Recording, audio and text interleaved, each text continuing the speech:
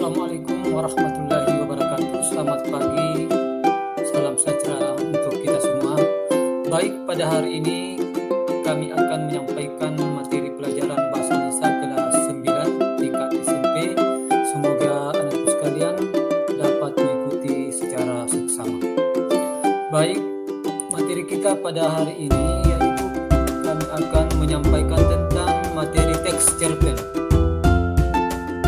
Teks cerpen ini tentunya merupakan bukan hal yang baru bagi anak sekalian, karena teks cerpen ini sudah dipelajari pada tingkat kelas 8, dan untuk tingkat kelas 9 ini kita masih tak mengikuti tentang materi teks cerpen, tetapi tentunya dengan tingkatan yang berbeda. Baik, yang pertama yang harus kita ketahui bahwa itu tentang pengertian teks cerpen. Sebagaimana yang kita ketahui bahwa teks cerpen adalah sebuah jenis karya sastra yang menggambarkan cerita atau alur hidup manusia dalam bentuk tulisan yang ringkas dan jelas. Jadi cerpen ini merupakan karya sastra yang menggambarkan cerita singkat yang dalam bentuk tulisan yang ringkas dan jelas. Setelah kita mengetahui tentang pengertian teks cerpen, tentunya kita harus mengetahui juga apa unsur-unsur cerpen tersebut. Unsur cerpen itu terbagi atas dua, ada yang disebut dengan unsur intrinsik, ada yang disebut dengan unsur ekstrinsik. Nah, mungkin aku sekalian bukan mau mengetahui apa sebenarnya yang dimaksud dengan unsur intrinsik dan unsur intrinsik.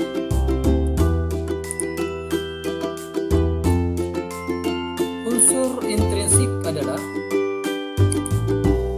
jadi unsur intrinsik itu adalah unsur yang membangun sastra dari luar, seperti bahasa, sosial, budaya, ada istiadat dan lain-lain.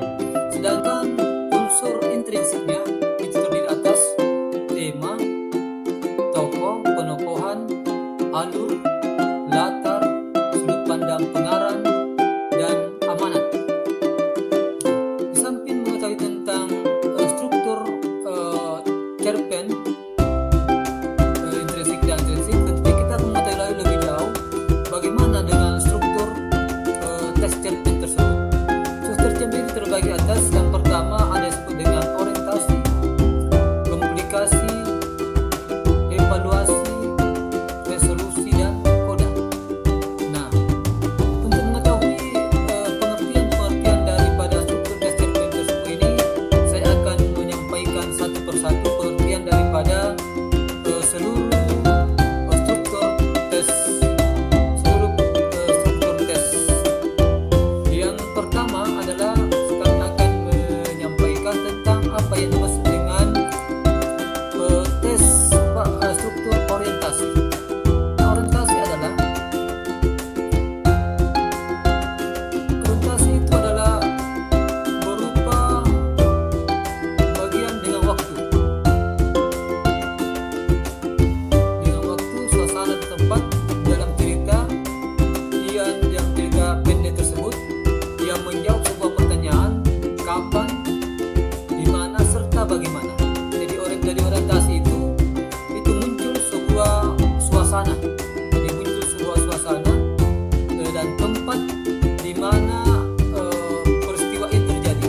Itu terdapat pada struktur orientasi. Jadi kita akan melihat alurnya dan dapat juga melihat dengan latarnya. Itu terdapat pada orientasi. Kemudian yang kedua, struktur yang kedua adalah komplikasi. Apa yang dimaksud dengan komplikasi? Komplikasi adalah urutan kejadian yang dihubungkan secara sebab dan akibat tentang karakter dan watak tokoh, biasanya terlihat di struktur komplikasi yang menggambarkan plot cerita. Jadi plot itu adalah alur cerita. Jadi di sini komplikasi itu muncul sebuah karakter tokoh. Jadi sebagaimana yang kita ketahui bahwa karakter tokoh itu ada dua secara garis besarnya. Ada yang dimaksud dengan antagonis, ada yang dimaksud dengan protagonis. Kemudian yang tiga adalah evaluasi. Apa itu evaluasi? evaluasi adalah konflik yang terjadi dan menuju pada klimaks. Dalam evaluasi ini, konflik sudah mulai mendapatkan solusi atau penyelesaian serta menuju ke tahap akhir. Itu adalah struktur evaluasi. Jadi pada tingkat evaluasi ini, dalam sebuah JRPG itu sudah muncul sebuah penyelesaian. Itu yang disebut dengan evaluasi. Kemudian yang ketiga ada yang disebut dengan resolusi. Jadi struktur yang keempat adalah resolusi. Apa itu resolusi? Ketika pengarang mengungkapkan solusi terhadap masalah yang dialami tokoh dalam cerpen. Jadi evaluasi dan resolusi yang bersama.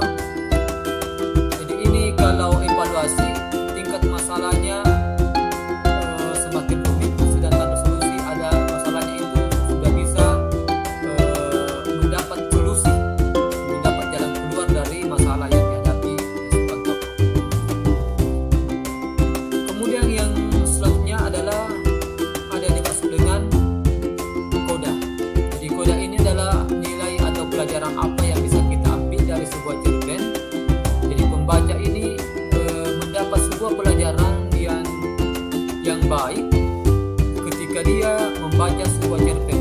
Bisa juga disebut dengan pesan atau amanat yang menjadi intisari dari sebuah cerita.